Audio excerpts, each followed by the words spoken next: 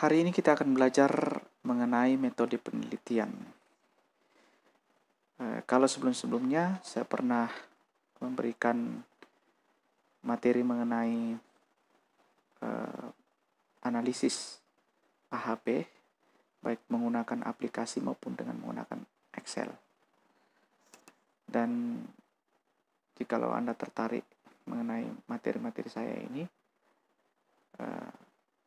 silakan subscribe, like, dan komentar di bawah ini agar saya bisa memberikan atau mengembangkan materi-materi seputar mengenai metode penelitian.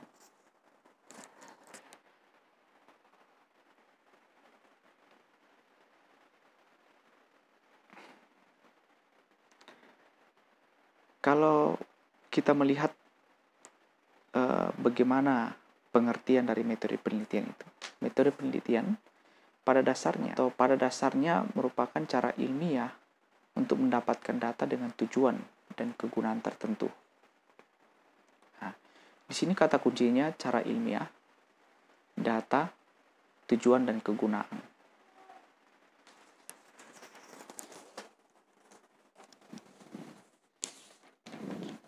Jadi cara ilmiah berarti kegiatan penelitian itu harus didasarkan pada ciri-ciri keilmuan, yaitu rasional, empiris, dan sistematis. Rasional berarti kegiatan penelitian itu dilakukan dengan cara-cara yang masuk akal, sehingga terjangkau oleh penalaran manusia. Sedangkan arti kata empiris, cara-cara yang dilakukan itu dapat diamati oleh indera manusia, sehingga orang lain dapat mengamati dan mengetahui cara-cara yang digunakan. Bedakan cara yang tidak ilmiah, misalnya mencari uang yang hilang, atau provokator, atau tahanan yang melarikan diri melalui paranormal.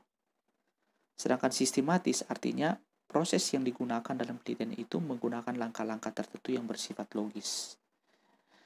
Data yang diperoleh melalui penelitian itu adalah data empiris atau teramatai yang mempunyai kriteria tertentu yaitu valid.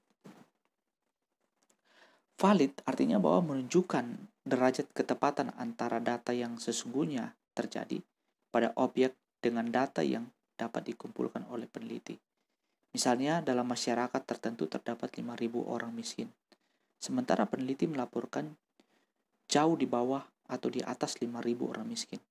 Maka derajat validitas hasil penelitian itu rendah. Atau misalnya dalam suatu unit kerja pemerintah, di mana dalam unit kerja tersebut iklim kerjanya sangat bagus, sementara peneliti melaporkan iklim kerjanya tidak bagus, maka data yang dilaporkan tersebut juga tidak valid. Oleh karena itu, data yang telah terkumpul sebelum diketahui validitasnya dapat diuji melalui pengujian yang dinamakan reliabilitas dan objektivitasnya. Artinya data yang valid pasti reliable dan objektif. Reliable berkenaan derajat konsistensi data dalam interval waktu tertentu. Misalnya pada hari pertama wawancara sumber data yang mengatakan bahwa jumlah karyawan yang berdemonstrasi sebanyak 1.000 orang. Maka besok atau lusa sumber data tersebut kalau ditanya akan tetap mengatakan bahwa jumlah karyawan yang berdemonstrasi tetap sebanyak 1.000 orang. Dalam hal ini selain reliable juga harus objektif, yaitu berkenaan dengan interpersonal agreement atau kesepakatan antara banyak orang. Jika banyak orang yang menyetujui bahwa karyawan yang berdemonstrasi sebanyak 1.000 orang, maka data tersebut adalah data yang objektif. Nah, tapi sebaliknya, jika banyak yang tidak menyetujui bahwa yang berdemonstrasi sebanyak 1.000 orang, maka bersifat subjektif. Data yang reliable belum tentu valid.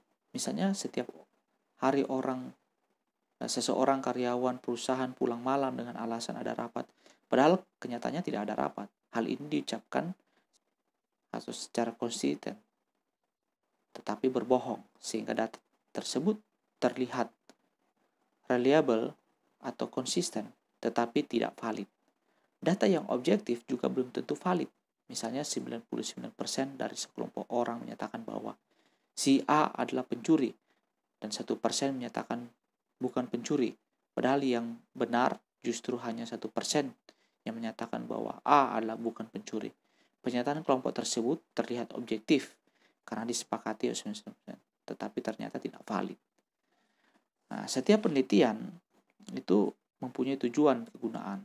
Secara umum tujuan penelitian ada 3 macam, yaitu bersifat penemuan,